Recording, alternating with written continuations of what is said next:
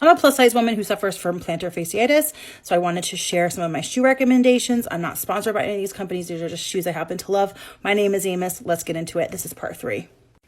So now everybody loves a good Birkenstock. I've had mine for years. Birkenstock is a great option. Here's the thing though, if you suffer from plantar, you actually want to have the Birkenstock that has something for your heel. Heel movement is really bad with plantar. You will always want to have your foot and heel locked into place with minimal movement because that actually makes a huge difference, so that arch support right here is really kind of, can't really see it, but it's really like supporting your arch, especially if you're flat foot. But the other thing I wanted to say about Birkenstocks, and by the way, they'll last forever, okay? And they're really comfortable, cork, mold to your feet, yada, yada, yada. But on Amazon, and probably on their Birkenstock store, but why not Amazon? They actually sell their own inserts. Now, these are actually not Birkenstocks, but theirs are pretty similar to this. This is all I had available, which are very hard, okay? And they'll have a really great support right here for your arch. So if you can't afford Birkenstocks, get their arch support. You will love it. You will love this as an insert, and it'll fit into a lot of shoes. So I highly recommend Birkenstocks.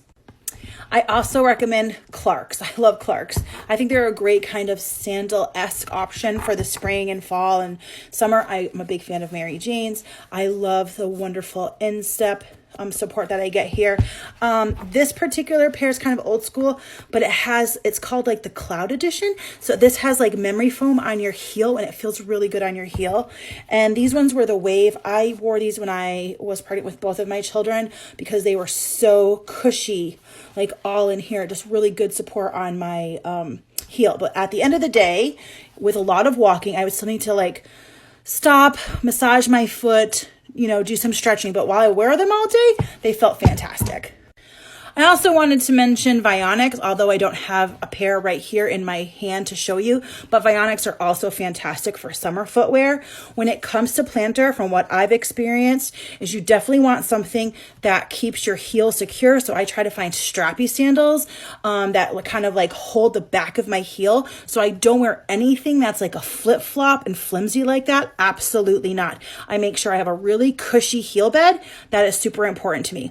Let me know what else you want to see and what other questions you have. Ask me in the comments. Go ahead and smash that follow button and check out part 4 of my shoe series. Thanks.